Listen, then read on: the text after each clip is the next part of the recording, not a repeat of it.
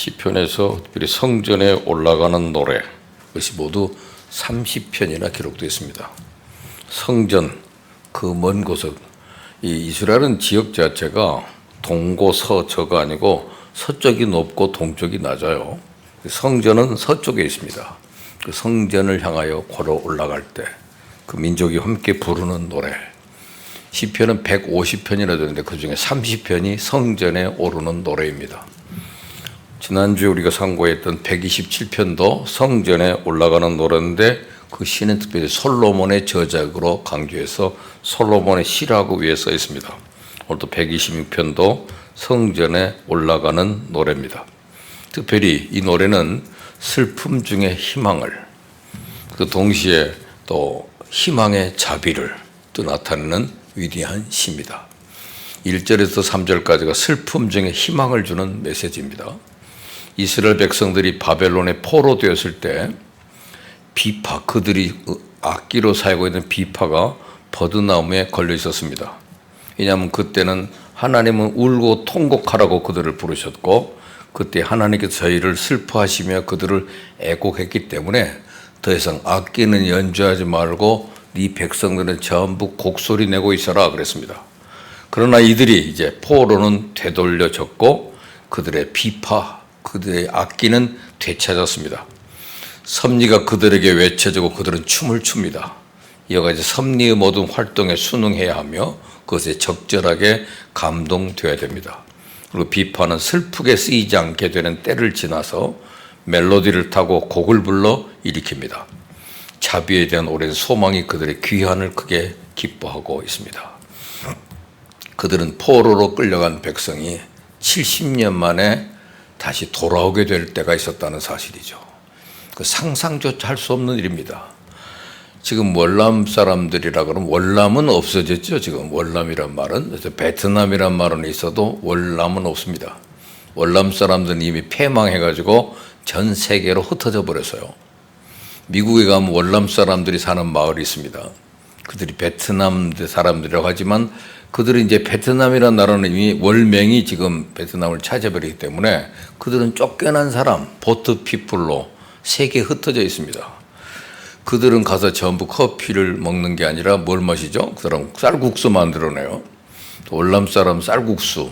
그래서 월남에 가면 이 사람들이 쌀국수 먹는 줄 알았더니 지금 현재 살고 있는 월남 사람들은 커피를 마시고 그 바게트 빵을 먹더라고요.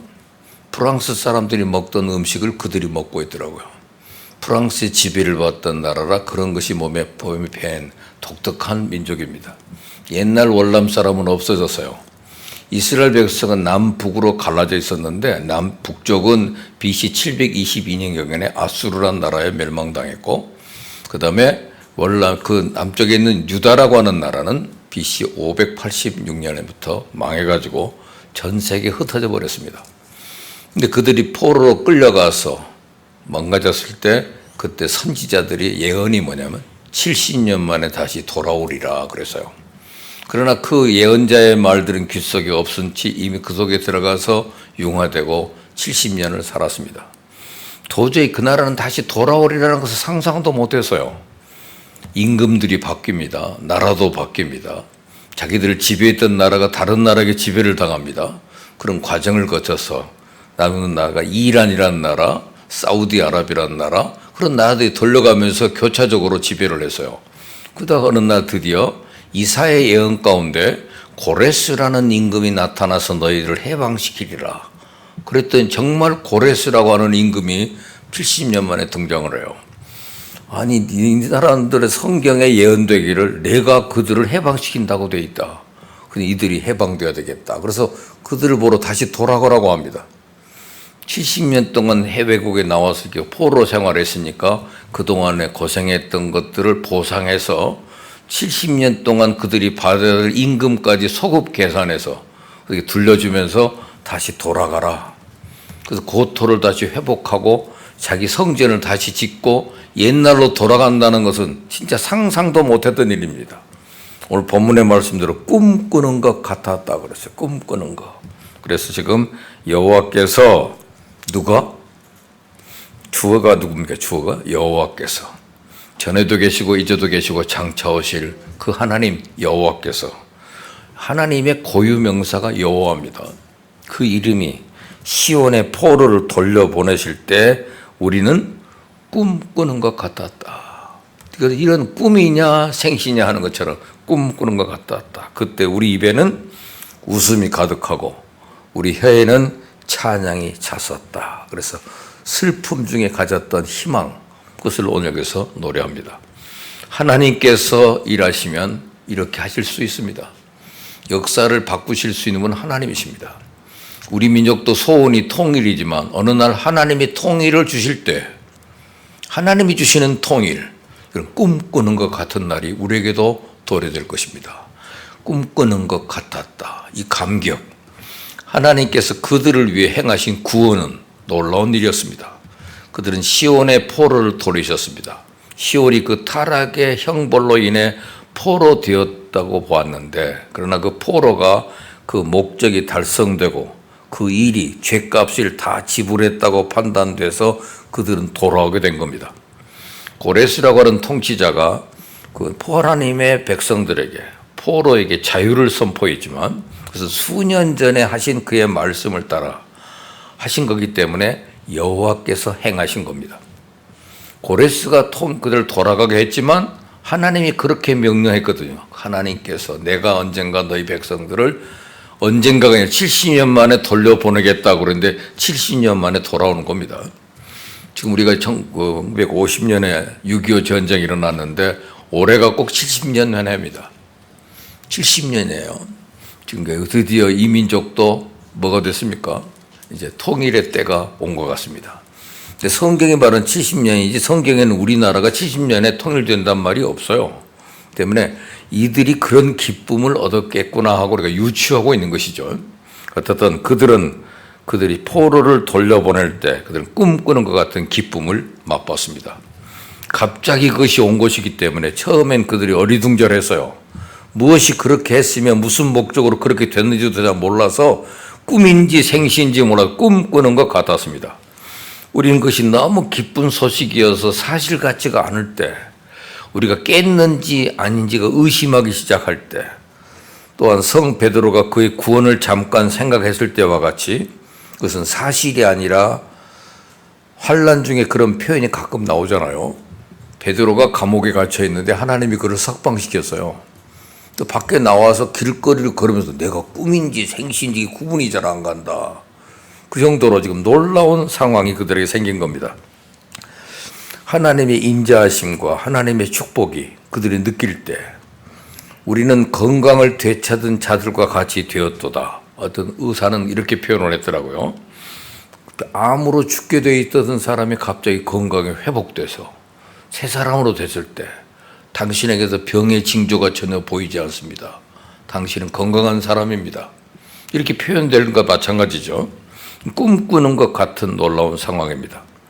격렬한 고통에서 갑작스런 평안으로 옮겨진 것 같은, 그리고 그 놀라움이 그들에게 황홀경과 같고 황홀한 기쁨과 같이 주어져서 그들 좀처럼 그것을 표현하는 데 있어서 체면의 한계를 지킬 수가 없을 때, 그때 그들은 꿈꾸는 것 같았다고 표현하면서 우리 입에는 웃음이 가득했고 우리 혀에는 찬양이 찼었다 그랬습니다.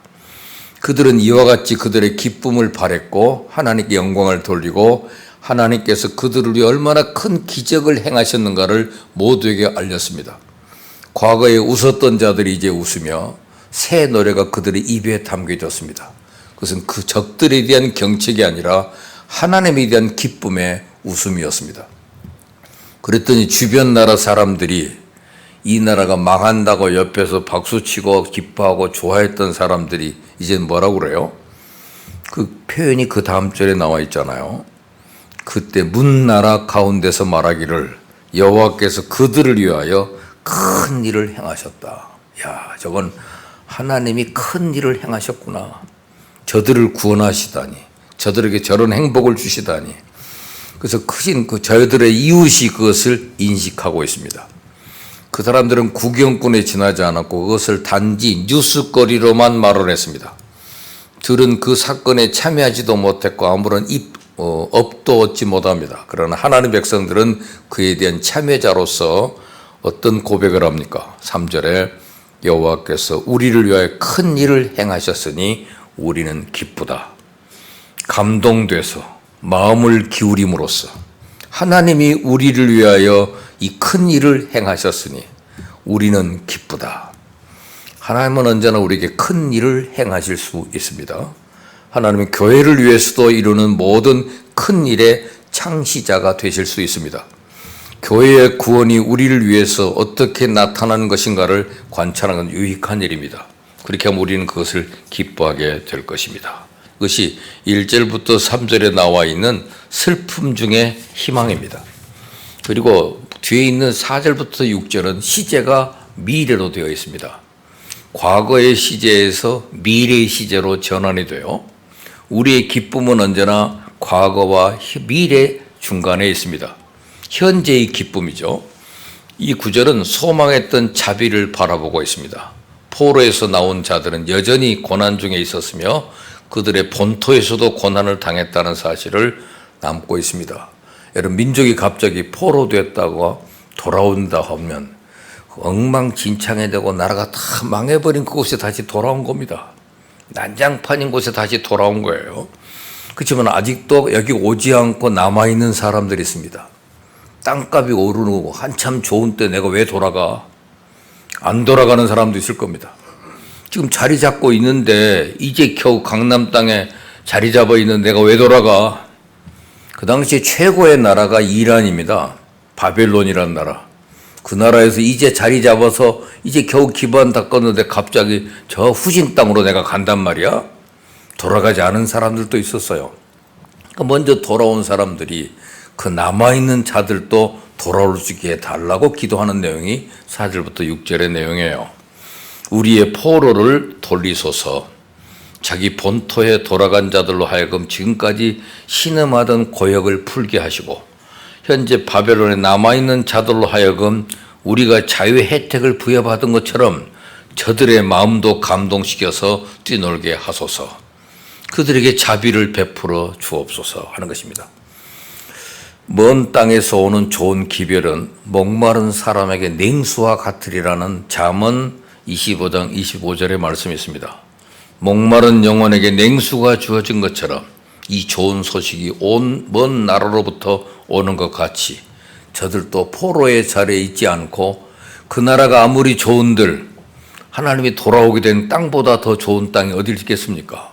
그들도 돌아올 수 있게 하여 주시옵소서라고 하는 노래가 4절에 울려 퍼진 거예요. 여호와여 우리의 포로를 남방 시내들 같이 돌려보내소서. 남방 시내는 사막입니다.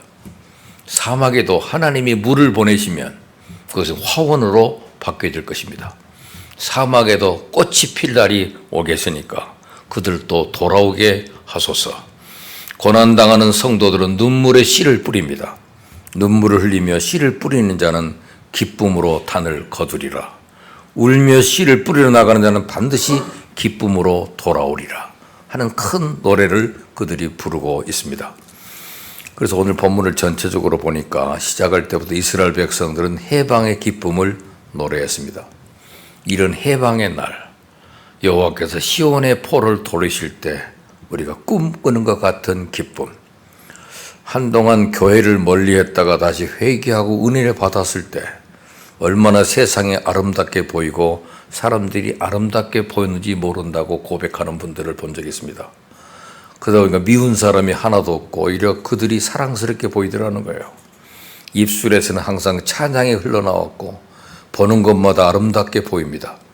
영혼이 해방돼서 영안이 열리면 아름다운 것만 보이게 될 겁니다. 근데 자꾸 추한 것이 보이고 비판거리만 보이면 우리 영안이 닫힌 것입니다.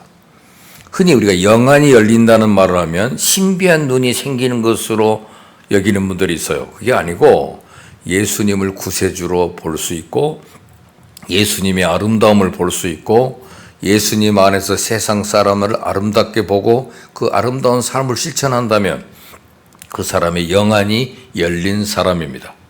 추한 것을 보고 비판과 판단과 정죄를 일삼다면 영안은 닫혀지는 겁니다. 우리나라 속담에 개 눈에는 똥만 보인다는 속담이 있습니다. 그 속담에 의미하는 바를 아신다면 정말 좋은 것만 볼 수 있기를 바랍니다. 또한 속담에 똥 묻은 개가 겨 묻은 개 보고 나무란다는 속담도 있습니다. 여러분의 눈에 무엇이 보입니까? 다른 사람의 혀에 집착하지 않기를 바랍니다. 하나님의 은혜로 영안이 열린 무엇보다 우리의 눈이 거룩하게 될 겁니다. 가끔 주님이 여러분에게 질문합니다. 네 눈엔 무엇이 보이느냐? 예, 경제난이 보입니다. 어려운 상황이 보입니다. 사업이 안 되는 것이 보입니다. 가족들은 이해심도 없고 파트너는 자꾸 바가지만 긋고 자식들은 속상하게 하는 일만 보입니다. 이렇게 대답하면 되겠습니까? 우리는 이렇게 대답해야 됩니다. 예, 사랑에 필요한 사람들이 보입니다. 감사할 일이 보입니다. 감사할 일이 보여요. 가족들이 정말 사랑스럽군요. 정말 아름답군요. 자세히 보니 저주가 아니고 축복이군요. 이 시간 다시 한번 하나님께서 그런 사랑의 렌즈를 끼워달라고 기도하셔야 됩니다. 사람 믿게 보이지 않고 사람이 아름답게 보이게 해달라고 기도하세요. 불평한 것들은 보이지 않고 감사할 것들이 크게 보이게 해달라고 하는 것. 그 고백은 사단의 포로에서 놓인 심령에게 있어야 하는 자연스러운 고백입니다. 근데 오늘 본문의 1절부터 3절에서 이스라엘 백성들은 해방의 기쁨을 노래하면서도 동시에 아직 해방되지 못한 형제들을 위해 4절부터 6절에서 기도하고 있습니다. 아직 돌아오지 못한 형제들의 고통을 보면서 자기 책임을 느꼈기 때문입니다. 이 장면을 보면서 뭘 느낍니까? 우리도 북한 동포가 생각나야 되지 않겠습니까? 북한의 고통은 1차적으로 그들 자신의 책임일 겁니다. 그러나 우리 책임으로도 느낄 줄 안다면 얼마나 좋은 일입니까? 그래서 우리도 4절의 기도처럼 저들을 회복시켜 달라고 기도해야 할 것입니다. 남의 불행을 볼 때 내 책임을 생각할 줄 알아야 우리에게 하나님이 은혜를 주십니다. 그런 자세를 가질 때 우리의 문제는 해결의 실마리를 찾게 되기 때문입니다. 위대한 악성 베토벤, 그는 귀머거리 상황에서 멋진 곡을 작곡해냅니다. 존 밀턴은 실명됐을 때 그는 거기서 신라권을 만들어냅니다. 눈물의 씨앗이 없이 무슨 작품이 나오겠습니까? 한국에는 그런 작품이 없다고 어떤 사람이 평가를 하더라고요. 우리나라 사람에겐 몽테크리스트 백작이라든지 그런 작품이 안 나온다는 거죠. 왜냐하면 이 백성들이 끈기가 없는 백성이라서 그렇답니다. 어떤 분은 신랄하게 우리나라를 비판하더라고요. 지조가 없고 주체성이 없는 백성들이래요. 왜 우리에게는 이런 작품이 안 나오냐? 이 민족들은 정말 청교도들의 눈물, 흔들리지 않는 민주주의 체제를 유지하고 있는 저 많은 나라들은 얼마나 많은 눈물을 흘렸냐 말이죠. 눈물을 흘리며 씨를 뿌렸기 때문에 그들이 이런 싹스를 거뒀는데 우리 민족들은 그렇지 못하다는 겁니다. 우리나라 위대한 선비들은 항상 모함으로 무너집니다. 그 사람에는 모함, 위대한 인물 하나 나오면 청문회 한번 걸치고 나면 그 사람이 무너져 버립니다. 음모로 살아가는 사람, 모함으로 사람을 무너뜨리는 우리나라 유명한 선비들, 유명한 분 정철이 귀향왔던 곳, 정약용 그분이 여기 귀향왔던 곳. 어떻게 왜 귀향왔어요? 모함 때문이죠. 우리 민족은 모함 때문에 망합니다. 모함으로. 우리는 너무 쉽게 살려고 하고 자동적으로 살려고 하고 지나치게 호화롭고 지나치게 사시스럽고 이런 병든 정신 상태가 모두가 다 울며 씨를 뿌리는 그런 정성이 없는 자세에서 온다는 사실입니다. 잠언 20장 21절에 처음에 속히 잡은 산업은 마침내 복이 되지 아니하느니라 그랬어요. 처음에 잘 되는 사업, 그 나중에 복이 되지 않는다는 거예요. 잠언 13장 22절에 선인은 그 사업을 자자손손에게 끼쳐도 죄인의 재물은 의인을 위하여 쌓이느니라 그랬어요. 크리스찬은 오늘 거룩을 위해서 살아야 되고 순종하며 살아야 되고 헌신하는 것이 신앙생활이고 신앙생활은 분명히 씨를 뿌리는 겁니다. 심는 겁니다. 유명한 영웅 숭배론의 칼라일이 이런 말을 했습니다. 사람이 형통할 때 형통을 끝까지 버틸 수 있는 사람이 얼마나 있을까? 100명이라면 1명 정도라고 그래요. 풍요와 쾌락이 밀려오면 대개는 무너지고 만다는 사실입니다. 그래서 사람이 형통할 때 그 형통을 얼마나 끝까지 버틸 수 있을까? 견디질 못한다는 사실이죠. 왜 우리나라가 어려워집니까? 책임을 인정하지 않기 때문입니다. 근데 서로 미워하고 서로 손가락질하며 살았기 때문에 정치하는 사람들을 많이 욕하지만 우리도 좀 책임을 많이 느껴야 됩니다. 서로 책임을 전가하면 우리 모두에게 남는 것은 패배밖에 없습니다. 일반적으로 사회와 공동체가 어려울수록 비난의 소리가 더욱 커지게 됩니다. 요즘 책임지는 사람은 없고 비난의 목소리만 높아가고 있습니다. 근데 여러분이 깊이 생각해 보세요. 이 어려움은 누구의 책임입니까? 잘 우리들의 공동 책임입니다. 특히 믿는 사람들의 책임으로 알아야 됩니다.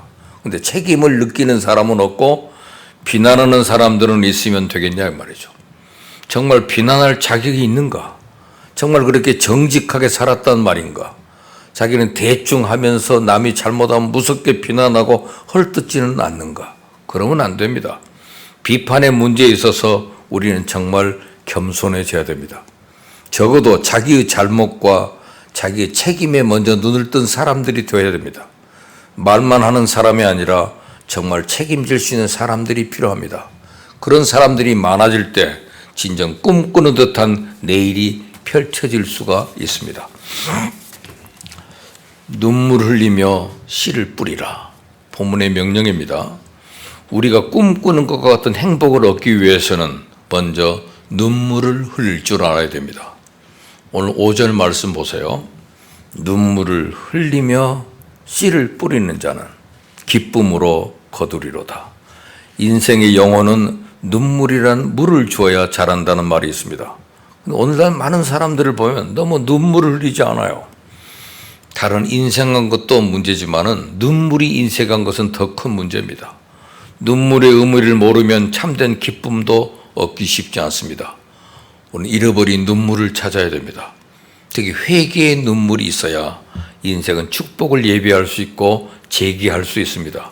그래서 하나님은 무엇보다 우리 입술이 회개하는 입술이 되기를 원합니다. 예레미야 애가 3장 29절에 입을 티끌에 댈지어다 혹시 소망이 있으리로다 그랬어요. 입을 티끌에 대라는 말은 회개하라는 말입니다. 자기가 진정 죄인임을 깨닫는 겸손한 사람에게 소망은 성큼 다가올 것입니다. 그러나 눈물을 흘리기만 하면 안 됩니다. 그것은 단순한 자기 감정 해소일 뿐이에요. 눈물을 흘리면서도 씨를 뿌릴 줄 알아야 삶의 새로운 창조는 시작될 겁니다. 우리는 항상 거둘 생각보다 수고의 대가를 지불하는 생각이 앞서야 합니다. 오늘날 많은 사람들이 열매는 기대하지만 진정 열매 얻는 방법은 외면하고 있습니다. 많은 사람들이 십자가 없는 부활, 십자가 없는 오순절을 추구합니다. 그러나 십자가를 질 줄 알아야 믿음도 성숙되고 축복도 얻게 되지 않겠습니까? 어떤 분이 왜 나는 믿음이 자라지 않을까 하고 고민합니다. 왜 믿음이 자라지 않을까요? 뿌리지 않기 때문이 아닌지 반문해 봐야 됩니다. 하나님이 주신 영광과 기쁨은 빈둥거리며 노는 사람이 것이 될 수는 없습니다. 축복과 영광은 눈물을 흘리며 씨를 뿌리는 사람의 것입니다. 그러므로 진정 기쁨의 단을 얻으려면 눈물을 흘릴 각오를 해야 됩니다. 오늘 5절 말씀을 보면서 생각나는 괴테의 말이 있습니다. 그것은 부지런한 꿀벌은 슬퍼할 틈도 없다 그랬습니다. 꿈꾸는 듯한 놀라운 축복을 얻으려면 뒷짐지고 있어서는 안 된다는 얘기입니다. 그리고 뒷짐지고 있는 것만큼 좋지 않은 것이 뒤에서 모험하는 거예요. 눈물을 흘리며 씨를 뿌려서 클 생각은 하지 않고 모험을 해서 크려고 합니다. 모험은 가장 사단적인 것입니다.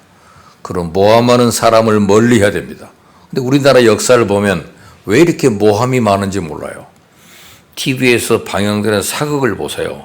모함이 없으면 사극이 되질 않습니다. 겉으로는 도덕과 윤리를 내세우지만 속으로는 모함으로 죽이려고 합니다. 명분은 나라를 위한다는 명분이지만 그 명목으로 모함을 해 죽이면 됩니까? 금장태 교수가 쓴 그 시대가 선비를 부른다는 책이 발간됐습니다. 조선시대 난세를 살았던 선비 23명의 얘기를 편집해서 쓴 책이에요. 그 선비들을 보면 하나같이 모함으로 죽거나 유배를 받거나 은퇴했습니다. 유명한 그 조선을 세웠던 삼봉 정도전, 정암 조광조, 우암 송시열, 그 유명한 다산 정약용 다 그렇게 죽었습니다.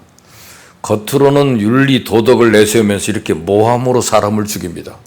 정정당당하지 않게 뒤에서 푹 찌르는데 그것도 거짓말로 푹 찌르니 되겠습니까? 서양 영화를 보면 정정당당하게 총이나 칼로 결투하는 장면이 나옵니다. 서로 등을 쥐고 10발자국 후에 돌아서도 쏘자고 하면 그대로 목숨 걸어야 됩니다. 근데 어떤 사람은 10발자국 되기 전에 돌아서도 상대를 쏩니다. 그러면 선한 사람은 죽고 악한 사람은 삽니다. 그리고 악한 사람이 이런 말을 합니다. 어리석은 것, 뒤에서 쏴도 이기만 하면 돼. 순진하기는. 그런 정정당당하지 못한 모함이 판친다면 그 나라가 어떻게 되겠습니까? 그래서 당파와 지방색이 있고 심지어는 교회에서도 그런 경우가 발견됩니다. 참으로 안타까운 일이죠. 우리는 정정당당해야 하고 모함을 버려야 됩니다. 주님은 뒤에서 수군거리고 모함하는 것을 제일 싫어하셨어요. 요한복음 6장 43절에 주님은 너희는 서로 수군거리지 마라 그랬어요. 이제는 모함을 철저히 버리고 씨를 뿌리는 데 최선을 다해야 됩니다. 그러므로 씨를 뿌리는 것보다 더 중요한 것은 좋은 씨를 뿌리는 겁니다. 모함의 씨를 뿌리고 공동체의 발전을 기대하는 것은 모순입니다. 절망의 씨를 뿌리고 희망을 거두겠다는 생각을 포기하고 부정적인 언어의 씨를 뿌리고 긍정적 결과를 얻겠다는 생각도 버려야 됩니다. 정말 참된 사랑을 해보고 싶으면 참된 사랑의 씨를 뿌려야 됩니다. 인간관계에서 기쁨을 얻고 역동적인 신앙생활을 원하면 전도해야 됩니다. 우리가 흘린 눈물에 좋은 씨앗은 반드시 열매를 맺게 되기 때문입니다. 그리고 눈물 흘리며 씨를 뿌리려는 말은 힘써 씨를 뿌려야 된다는 말입니다. 하나님을 믿는다고 하면서 땀까지 생략하려고 하는 분들이 많아요. 요새는 덜하지만 과거에 그런 막무가내 신앙이 얼마나 많았습니까? 신학교에서 성령령 과목을 시험 치는데 어떤 신학생 공부를 하지 않습니다. 과목이 성령론이니까 성령 충만하면 시험 잘 칠 거라고 생각을 했대요. 열심히 기도했는데 막상 시험지를 받아보니 아는 게 하나도 없습니다. 그래도 계속 성령 충만을 위해서 기도하는데 성령님의 지혜가 떠올랐어요. 그래서 문제 제일 밑에 한 줄로 답을 썼습니다. 성령님은 다 아십니다. 그 답안지를 보고 서양 선교사가 하도 기특해서 시험 점수를 적어줬습니다. 성령님은 다 아니까 100점, 학생은 하나도 모르니까 0점. 결국 낙제했습니다. 신앙생활 하는 것을 보면 마음만 높아서 이렇게 낙제하는 분들이 많습니다. 성령님께 의지하면서도 최선을 다해 땀을 흘리고 준비하며 살아야 됩니다. 바로 그 순간 강한 것이 강한 것이 아니고 약한 것이 강한 것이 될 것이며 그때 성령께는 우리 연약함을 담당하시고 우리를 위해 기도해 주실 겁니다. 그리고 눈물을 흘리며 씨를 뿌려야 한다는 말은 또 내포하는 의미가 있습니다. 그것은 상황이 어렵고 힘들다고 느낄수록 더욱 심기를 힘써야 한다는 말입니다. 기쁨은 반드시 눈물과 정비례합니다. 그러면 어렵더라도 힘써 씨를 뿌려보세요. 그럼 반드시 뿌리는 것 이상을 거둘 겁니다. 간혹 어떤 분은 말합니다. 저는 심을 씨가 없어요. 근데 그것은 사실이 아닙니다. 누구나 심을 것은 반드시 있습니다. 그것을 심으려면 정말 눈물 나오는 일이지만 하나님은 그것을 심으라고 합니다. 누군가의 말대로 성경은 경영학 교과서임을 잊지 마시기 바랍니다. 어렵더라도 심으면 반드시 기쁨으로 추수할 날이 오게 되기 때문입니다. 그리고 눈물을 흘리며 씨를 뿌리라는 말은 당장 눈앞의 이익만 보지 말고 멀리 보고 소망을 가지고 씨를 뿌리되 인내를 가지고 지속적으로 가꾸고 기다리는 말도 포함되고 있습니다. 우리에게 수시로 다가오는 유혹은 바로 포기의 유혹입니다. 그래, 그때 인내를 해야 돼요. 그런데 오늘날 사람들이 잘 기다리지를 못합니다. 너무 조급합니다. 우물가에서 숭늉을 찾는 사람이 많습니다. 그래서 실수하고 자기를 망칩니다. 세상이 빨라져서 편한 면도 있지만 반면에 참을성이 없어진 것은 큰 문제입니다. 마귀는 쉽게 살고 적당히 살고 편하게만 살고 끊임없이 유혹합니다. 그 유혹에 넘어가면 안 되죠. 묵묵히 참고 기다리는 훈련을 해야 합니다. 당대에 내가 거두지 못해도 내 후손이 거둘 것이라는 여유가 있어야 됩니다. 그러므로 사명적으로 사시되 넉넉한 마음으로 하나님의 때를 기다리는 겁니다. 최근에 그 중국 채널 차이나에서 나오는 드라마가 안가라고 하는 드라마가 있더라고요. 안가. 안가라는 제목은 셀링 드림이라는 영화인데 부동산 업자들의 작품이더라고요. 부동산 업을 하는 사람들은 그 소개를 해주고 나면 얼마의 구전을 먹는다는 것만 계산하고 있는 사람은 하나도 집을 파는 사람이 없더라고요. 그 집을 팔려면 그 사람과 인간관계를 맺고 기다리고 그 유럽식 건물을 하나씩 팔려면은 엄청난 부가 나오는데 그것을 하려면 상당히 오랜 시간이 필요하다고 그러더라고요. 긴 시간 동안에 그 사람을 돌봐주고 챙겨주고 신뢰를 쌓고 그 신뢰가 나중에 얻어서 그 사람을 위해 정말 봉사하는 마음을 가질 때 그때 그들에게 분깃이 온다는 사실을 아주 길게 드라마로 지금 방영되고 있어요. 그 중국 배우 그 라신인가 젊은 친구인데 그 친구 드라마 나와가지고 그 상해에서 직접 부동산업을 하고 있는 사람들의 드라마예요. 근데 그들의 생활 속에 직접 실제적인 문제를 다루더라고요. 끝까지 참고 기다리고 인내하고 그러지 그것을 당장 얼마 그 계산하면 얼마 몇 프로 떨어진다 이것만 본 사람 치고 된 사람이 아무도 없더라고요. 또 그들 나름대로 윤리가 있고 서로 지켜야 될 상도덕이 있고 말이죠. 끝까지 기다리면 나중에 그것들을 차지하는 날이 온다는 사실인데 여기도 마찬가지입니다. 기도할 때도 하나님 이때까지 응답해 주세요 라고 시간까지 정하지 마세요. 그러나 우리는 믿음을 가지고 하나님의 때를 기다릴 줄 아는 사람들, 그래서 인내하며 포기하지 말라는 거죠.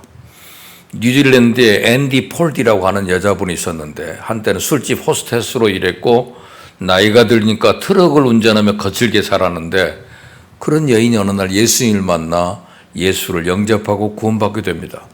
그때부터 이 앤디 폴디의 삶의 변화가 일어납니다.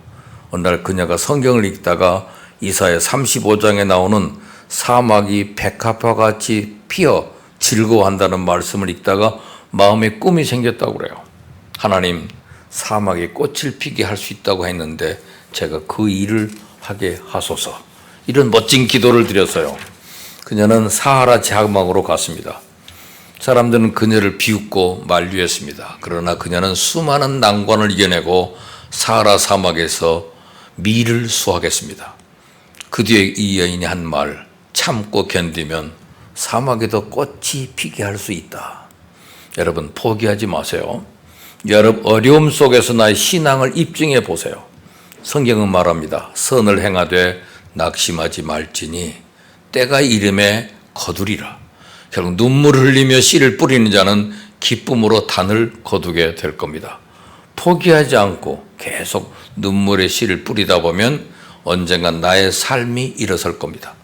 내 자녀가 복될 것이고 내 가문이 일어서게 될 것이고 내 삶의 가장 큰 성공경이 될 수 있는 진정한 멘토도 만날 수가 있을 겁니다. 우리가 성공하려면 꼭 두 종류의 사람이 필요하다고 그래요. 한 사람은 바나바와 같이 말없이 뒤에서 돕는 사람 또는 앞에서 나를 이끌어주는 멘토가 있어야 된다고 합니다.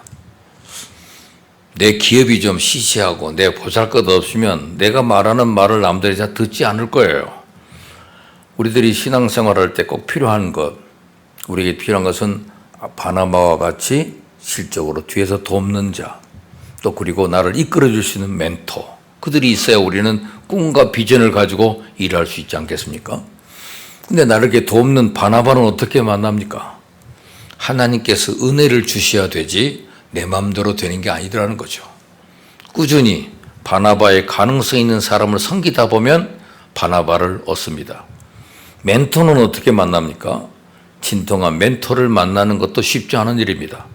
멘토를 만나는 것도 하나님 은혜 주셔야 되지만 나의 노력도 필요합니다. 적어도 멘토와 죽음의 고통과 십자가를 함께 진 경험과 시간이 있어야 됩니다.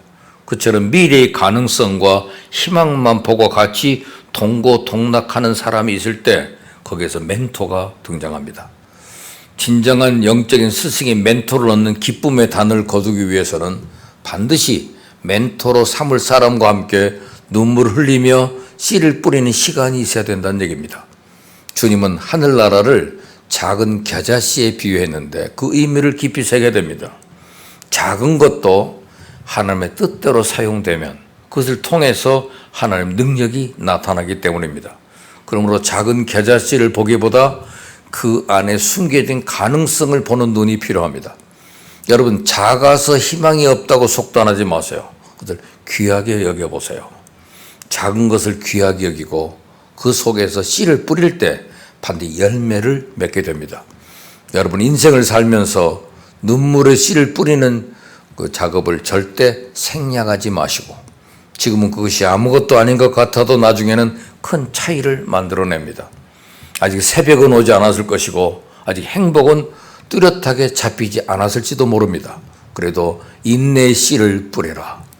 반드시 열매 맺는 날이 오게 될 겁니다. 연약하다고요?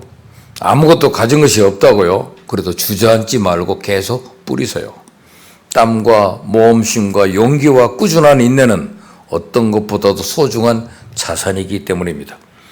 용기를 가지고 나가도 우리는 방해하는 유혹과 난관과 사단의 방해가 있을 겁니다. 그래도 믿음과 소망과 사랑을 가지고 눈물을 흘리면서라도 씨를 뿌리시기 바랍니다. 그러면 반드시 열매를 거두는 기쁨을 얻게 될 겁니다.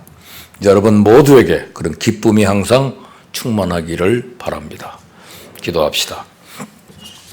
하나님 아버지, 눈물을 흘리며 씨를 뿌린 자는 기쁨으로 거두리로다. 울며 씨를 뿌려나가는 자는 반드시 기쁨으로 그 곡식탄을 가지고 돌아오리로다. 우리 쉽게 낙심하거나 포기하지 말고 주저앉지 말고 오늘 이 말씀을 붙잡고 전진하게 하시고 씨를 뿌리게 하여 주시옵소서. 그리하여 주님이 주시는 축복과 은혜를 누릴 수 있도록 복 주시옵소서. 지금 연약한 백성들을 위해서 주님께서 늘 위해 일하고 계심을 압니다. 은혜의 하나님, 예수님을 통해서 이미 아버지께서 혼자 일하시고 우리 죄를 청산하시고 우리 병도 청산하셨으며 수고와 무거운 짐도 청산해버린 것을 감사드립니다. 아버지 하나님께 예수 이름으로 간구하오니 이미 은혜로 해결된 것 아버지께 부탁합니다. 아버지, 우리 몸에서, 제 몸에서 병을 다 제하여 주시옵소서. 병을 다 멸하여 주시옵소서. 병의 뿌리를 뽑아버려 주시옵소서. 병이 우리 몸에 남아있지 못하게 하여 주시옵소서. 우리 힘으로 싸우지 않고 이미 하나님께 싸워 이겨놓은 것을 우리는 의지합니다. 은혜로 고쳐 주시옵소서. 수고와 무거운 짐은 주님께 맡깁니다. 일은 하나님의 것, 일을 행하시고 만들어 성취하시는 하나님, 하나님 맡아 처리하여 주시고 저희들에겐 휴식을 주시옵소서. 평안을 주시옵소서. 승리를 주시옵소서. 성령으로 충만케 하여 주시고 하나님의 영광이 넘치게 하여 주시옵소서. 우리의 기도를 들어주심을 감사하고 예수님 이름으로 기도합니다. 아멘.